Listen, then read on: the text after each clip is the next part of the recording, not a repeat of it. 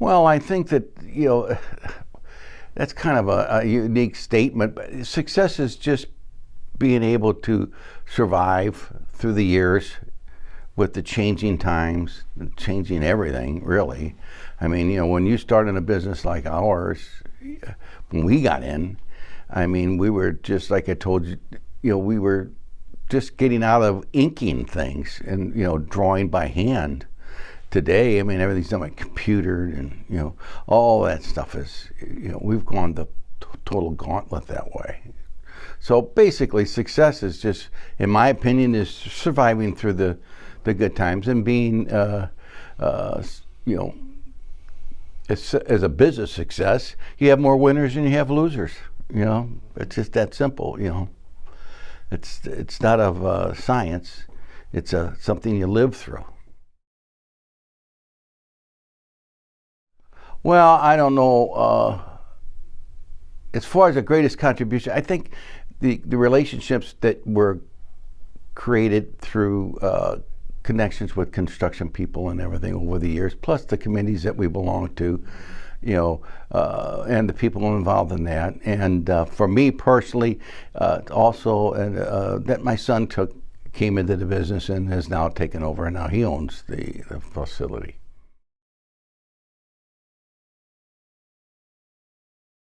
I think it's, be true to your word in respect to when you deal with customers, and as far as people in the office and that, treat them like you want to be treated, and give them the respect they deserve, and basically, because we're a small company in that respect, everybody is really connected to one another, and so everybody has a job to do.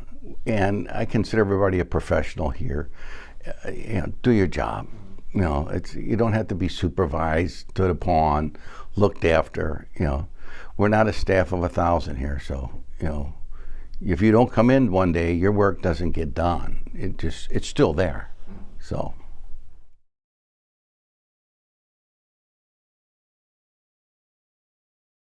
Skill is again something that you acquire.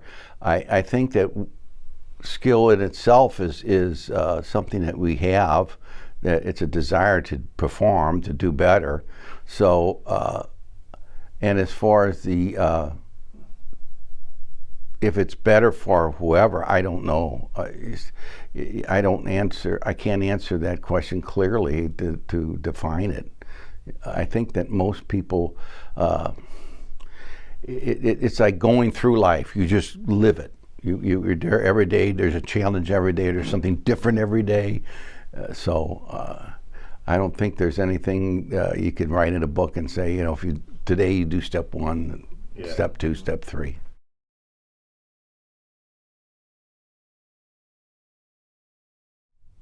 I just think the constant change as far as the industry is changing in the industry. It's constantly changing and evolving. I still think this business is still in its infancy in a lot of respects, and so you have to be flexible enough to deal with the change. Right. It's ongoing. When I came in this business, it was a lot different than it is now. Yeah. I mean, when we drew by hand, and now you do everything with computers and 3D and Rivet and all the other, it's a lot different.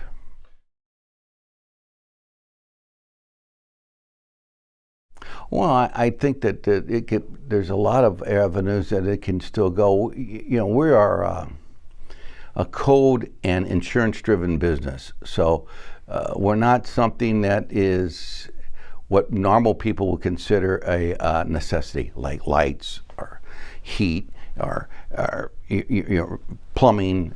It's not there. We're a code-driven something. It's something that you put in. Most people don't even know it's there. Even today, if somebody calls up, we get people that saying they want us to do their lawn system type of thing. It's not that they just think sprinklers entirely different than we are.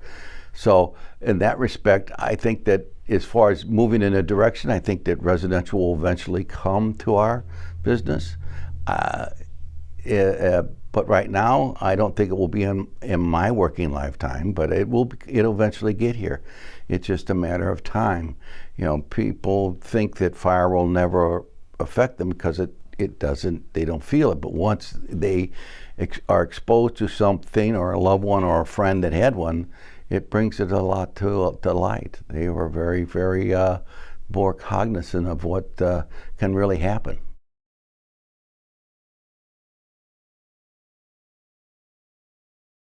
I think so. I think we've grown in apartment complexes and condos and that type of business. That has grown in the last 2 decades, and I think this is a progression that will eventually get there. Now, there are a lot of resistance to it. There are things that the people will have to be educated for once you have one of these in your residence, and so it's a time thing. It's just a matter of being exposed to it. Sooner or later, it will come our way.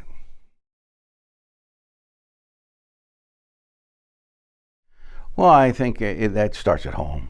I mean, work ethic and character. My family, the way I was raised, is your word is your bond, and that's basically really all you have is your word. So when you say you're going to do something, do it. If you say you're not going to do it, be big enough to say you're not.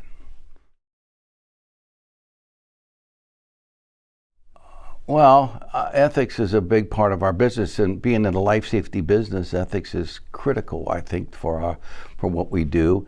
It gives, we are different in a lot of respects because of it, and so we are going to be held to a higher standard, and by that, we need an ethics to make sure that we do and maintain that integrity.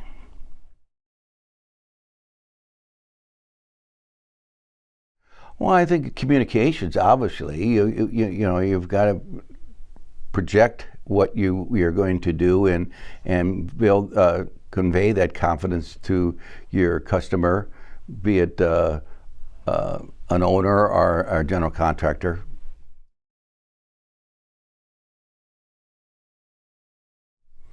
Well, I think family is most in my life. I mean, that, as far as I'm concerned, that is. I've been very fortunate to have 4 children and a lovely wife, and to put up with me, and so we've been married 54 years. So we've done something right, I think.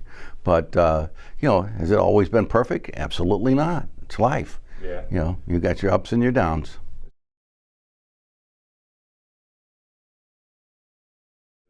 Well, I don't know about advice as much as it's what you put it in priorities.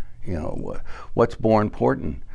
And so when you look at things that you do, whether it's work or at home, you have to keep those thoughts in mind. I don't think that there's anything that you can single out and say, well, if you did X, this Y will fall in place. I think that because life is what it is, it's a constant change, and you can't control. All you can do is live with it, and deal with it.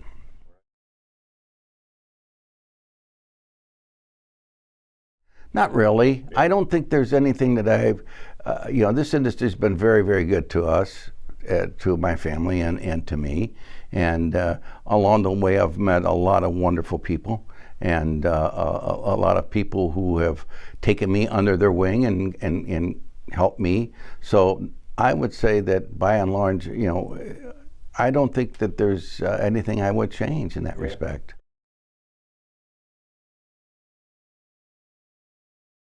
I don't know if we want to call them heroes, but they're people who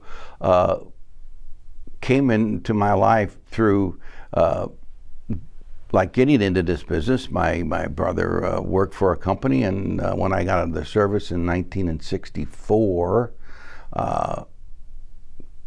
mentioned to me about a company that was looking for someone who wanted to do some drawing. I went to that company. I told them that I would work for them for 2 weeks for an and at the end of the 2 weeks, if he thought that I was worthy, we'll come to some kind of an agreement, and I went to work for him.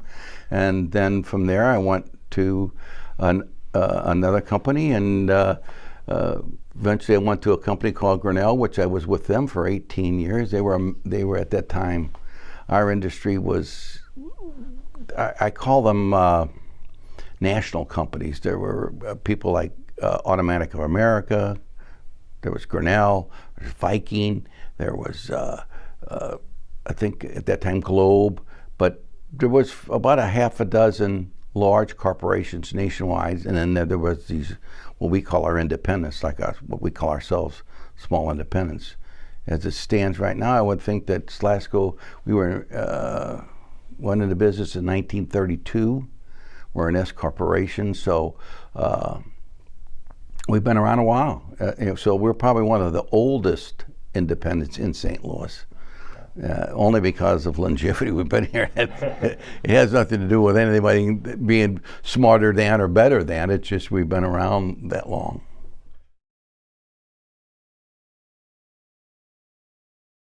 Well, when you interview people, especially in an industry like this, it's a little bit unique in its nature.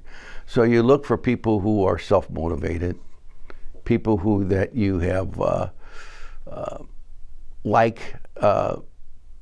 principles and ideals. You look for someone who is willing to go the extra mile. We are, again, in a life safety business, so we have codes and ordinances that we have to adhere to, and we need people to be able to make sure that we follow through with all those.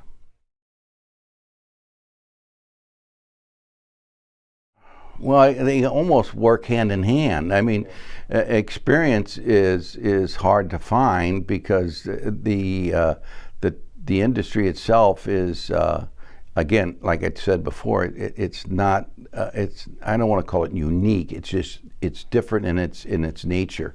So we are in the piping business, yes, but it is something that is not necessarily what you would consider a cookie cutter type business. It's not like heating or electrical. It is its own entity. So people who you look for to do this is you'd like to have a lot of people with experience, but I would think that the people who are willing to go the extra mile and do the effort is really what is important to us.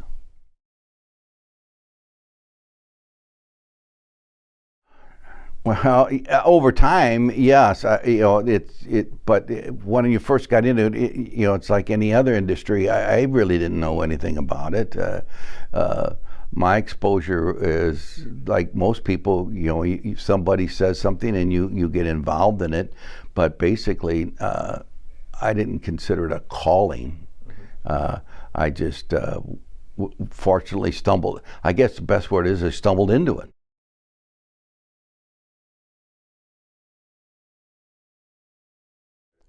Well, Bob and I, when I worked for a competitor, we were literally competitors, and but we sat on committees together. When before NFSA was what it is today, we were broken into what we'd call regions. We were a Region 8. We in Kansas City were together, St. Louis and Kansas City. So Bob and I were chairman, and I was secretary for that for a few years, and that's how our relations started. And then one of the original principals, Pete Elsesser, was going to retire, so Bob approached me, and it was one of these situations where Bob bought out Pete, I bought out Bob, and so be the marriage.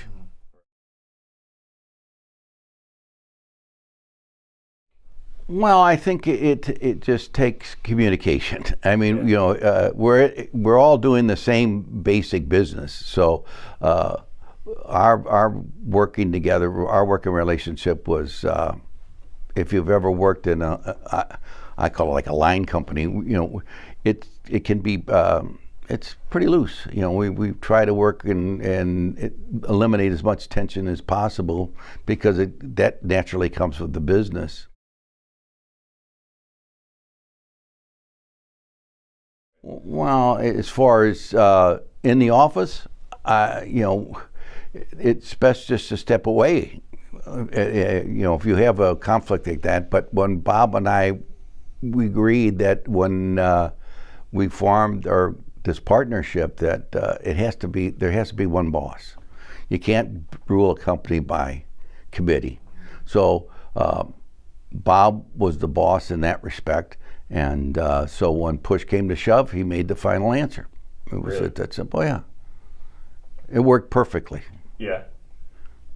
I'm sure there were times where you disagreed with him. Well, of course, Yeah. it's like a marriage. I was with Bob more than I was with my wife most of the Right. time, and that's a wonderful thing, Yeah.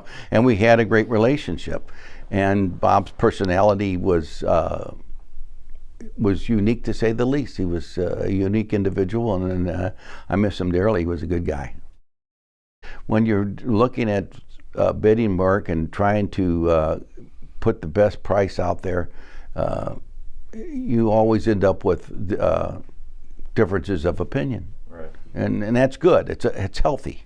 Yeah. Yeah. So there is such a thing as like a healthy conflict, you would say. Oh, absolutely, absolutely. None of this was adversarial. It was, Sure. it had nothing to do personal. It was, how we looked at a project and how we were, how I looked at doing it versus how he was going to do it. Really, that's all it boils down to. Yeah. And you think that made the company a lot stronger? The result I of think that? so. Yeah. I think the company's philosophy has always been, and we want everybody to communicate. If there's something that they feel is not being done correctly, we want to know. We don't have an HR department. We don't have all that. If you got a problem, you got to bring it up, and then we discuss it. And if it can be resolved, we resolve it. If it can't, then we'll tell you we can't resolve that particular situation, whatever it may be. We expect that out of the men out in the field as well. If there is something that we're designing or doing, something that could be done better, we want that feedback, absolutely. Right. And not be afraid that, to speak up, because that's how we get better.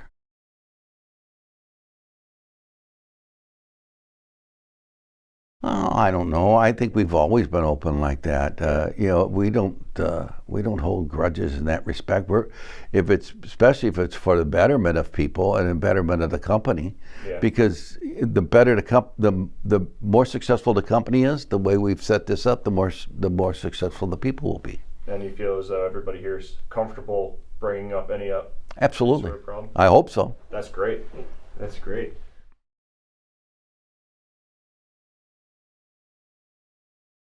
I think the mornings, you get up in the morning and God gave you a new day, and you go out with the attitude that you're going to make it a better place to be, and make yourself a better person. So yes, I think mornings for me is a better time of the day.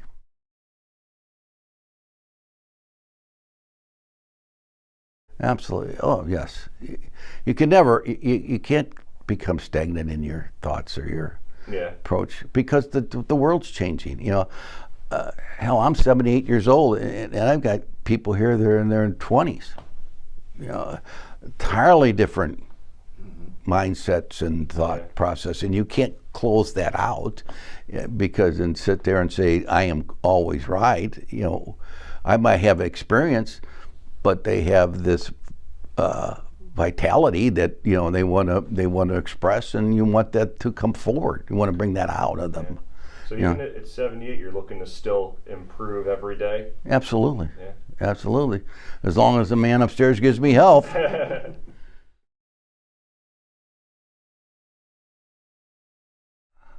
I guess I live most of my time in the present. It is, because every day is a challenge. What's past is past. I can't bring it back. And the future I have no control. So all I can deal with is the present. And the present is what it is, and you deal with those as they come your way, like most everyone. You wake up in the morning and, hey, you run into traffic, you know what's coming, or you get in a fender bender. It's one of those situations. It's life.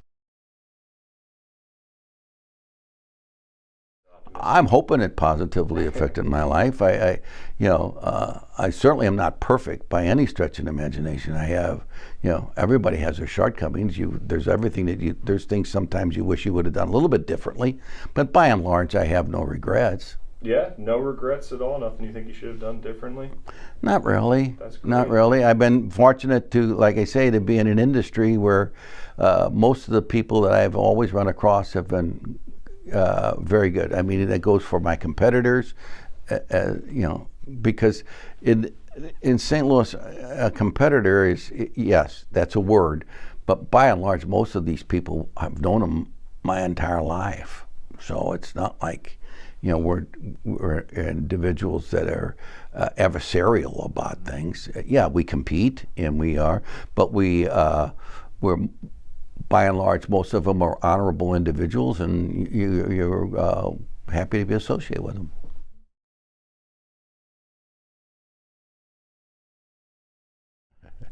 I don't know if there's such a thing as an important question. I think what you do is you dive into this industry and you find that it's pretty aggressive. It can be open to you. It's what do you get out of it yourself?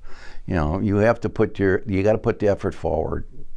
It's not it's a lot of this stuff is not overly book learned. It's experience learned. So I don't think that there's a specific question I wished I would have asked. Yeah. I think that by and large it's just living in if you get into this.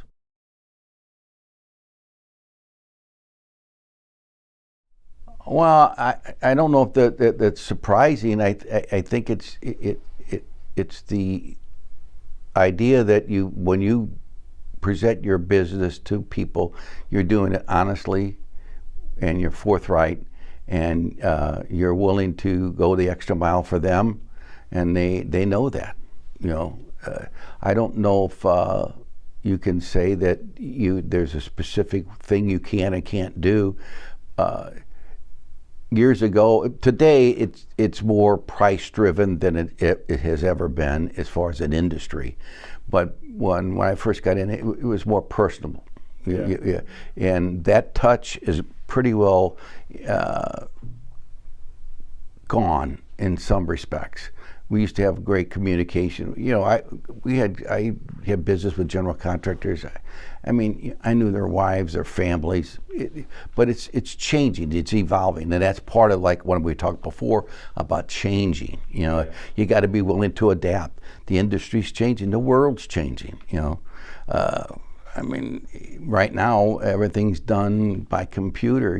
We don't sit across a table and look at somebody, and when you talk to them, you can tell by expression on their face if you're going the wrong way or the right way. It's pretty cold today. It's just a number out there, and you're either low or you're not. So it has become more business-like. Well, if that's business, I'm not overly pleased with it, but yes, that's the way the world is going. The industry is, all industry is going. It isn't like it used to be. I mean, years ago, we used to sit across from a table and I could shake a hand on $1 million job.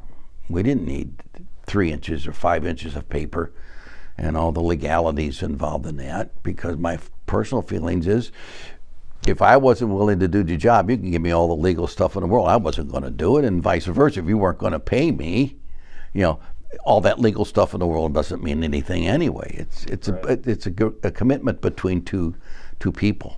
Yeah. But I understand, and we know what the world's like, and all the legalities that have came up today. So that are there here today. That you have that situation. It's sad, right, but it's a fact of life.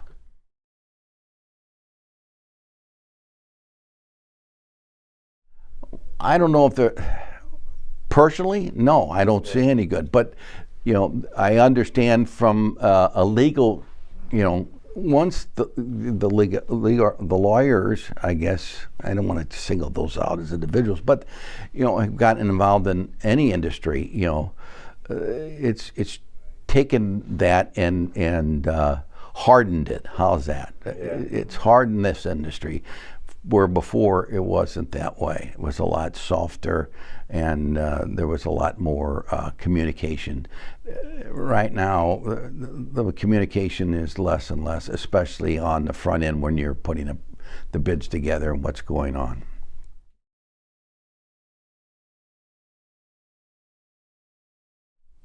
I believe in the Bible, so I'll read the Bible. So, to me, that grounds me. It gives you your self-worth, your knowledge, your who you are. So. And that comes over into the business world. Absolutely, Yeah. absolutely. Honesty is the best policy. Yeah. Period. If you made a mistake, stand up, take your kick in the pants, and move on. Don't try to blame someone else for whatever. The buck stops kind of here, the old story, the old wording, but it is that way. I don't beat up my employees because there are there are all this theory, but I'm a big believer this business is a five-fingered business. You market it, you design it, you fabricate it, you install it, and then you bill it. Any one of those fingers falls, then the company suffers. It's not any individual per se that makes something happen or doesn't happen. We're a team, and when this team has a problem, we need to know about it because of our size in respect to the amount of people we have here. Every one of these people, in my opinion, are professionals. Let them do their job. If there's something that is creating a hardship on them, then let's talk about it. If we can resolve it, resolve it. If it talks about a program we need to do or buy, then absolutely, or a tool that is needed, so let's do it. But in the meantime, the girls up front, they do all the building and the accounting, and if there's somebody that's not cooperating on payment, then certainly come to me and I'll call and find out what the problem is. Try to resolve it. But we don't.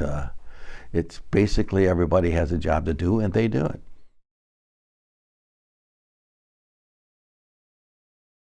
It works. Right. Is there variations in all those fingers? Of course there are. In piping, if you're having fabrication and the truck breaks down, yes. Does that create a problem? Yes. But by and large, it's all those. Do you think that there will ever be a sixth finger added to the five-finger business, or it's good as it is? For me, it's as good as it is. But I can't tell you. I can't tell everybody I'm on a 12-year plan here on Earth. I mean, what the heck? I'm 78 years old. I'll take my chances, but I don't know. I think that life is pretty basic stuff, and if you treat people, I always say, if you treat people like you want to be treated, most things fall into place. People can be receptive to that. Most people do. They feel good about it themselves. Yeah. Even people who may have been adversarial at first. Do you think they reacted sure. Yeah. I think that if you can get past whatever that adversarial situation was, most people by nature, I think, are good people. Yeah. It's when they're put in a position or they're shoved in a corner, and they're you never want to put people in a position like that. I don't. There's got to be an answer. We're not going to the moon here. We got pipe that you turn to the right, and when it's tight, you move to the next one. It's not rocket sciences, so it can't be that difficult.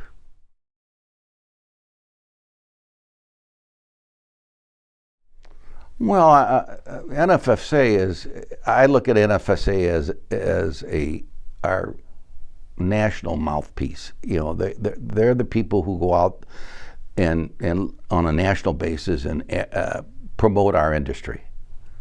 They are the people who meet with people in the news and people in the government to try to expose our industry as what it is. They also have wonderful programs that that cover a gambit of things that we run across. I usually call it the engineer of the day. They changed the name of it. I can't remember. Expert of the day. That's it. The expert of the day, and they are very, very helpful for us as a working and operating company, especially when we have situations or incidences that come up within construction itself as to how we will approach protecting it. And it's very comforting to know that you have that with them. When it comes to negotiations, because we're a union contractor, that part of NFSA is very helpful to us, because they negotiate with agreements all over the country. So we know what's happening and what's going on, and what, depending upon when our contract is up. So yeah, the NFSA is a viable part. That's when we belong to it. Right. And my son will belong to it because it's critical. There's too much professionalism up there to not utilize it.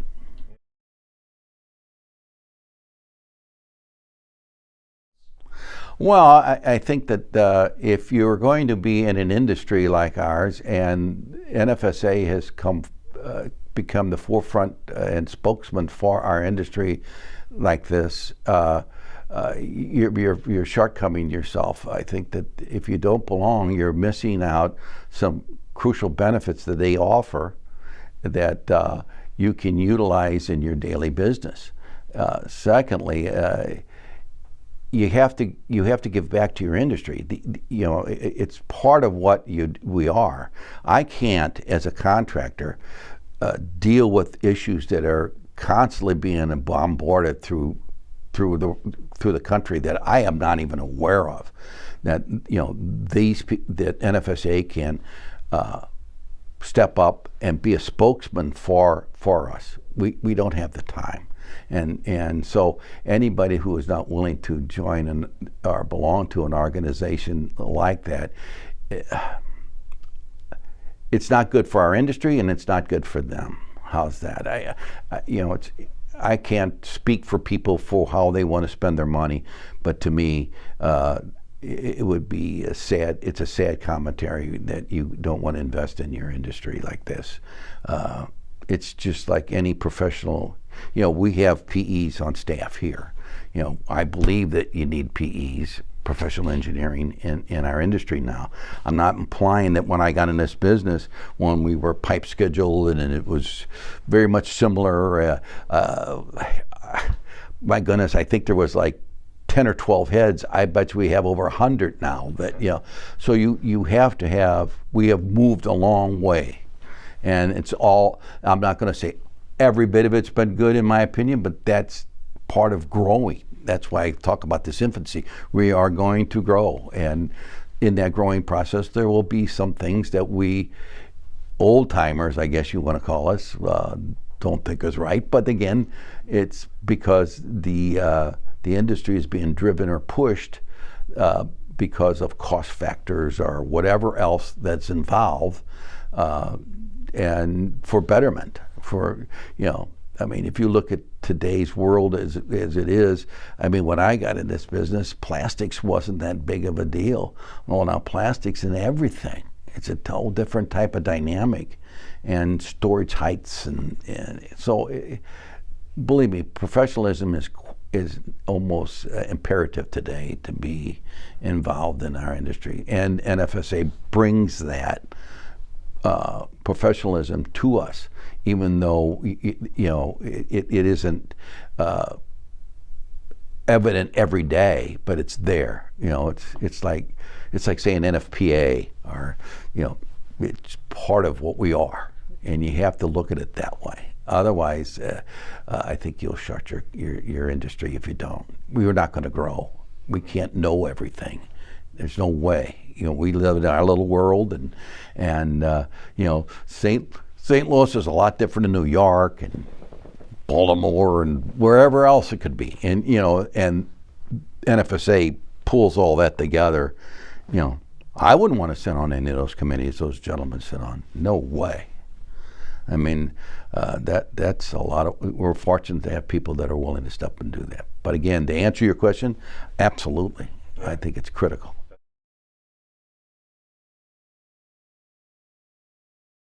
The industry is, like I said before, has been very good to our family and to us, both rewardingly and financially. I mean, it's been a good industry. We don't have we have a great relationship with our union. We have great, we're, like I said before, we're a union contractor. I believe in those union contractors because of the ability to get manpower that is certified, qualifying, got all the OSHA requirements. The things that that are required today before you can even move on to a job. And so they do a yeoman's job. We have, if you ever have a chance, you need to go down to our hall down here. Since we've got one of the best ones around, and they do a wonderful job down there, training and that. But it's a family. My guys out in the field are as close to us as anybody. They're in here. We talk. We can communicate. We know their children. We know their wives. We're a family. It's a unique. It's a different environment than working in a building. Where you're just in a cubicle somewhere and you don't know what's going on in the rest of the world. I feel for people like that. I really do. I would never be able to do that based on my experience here.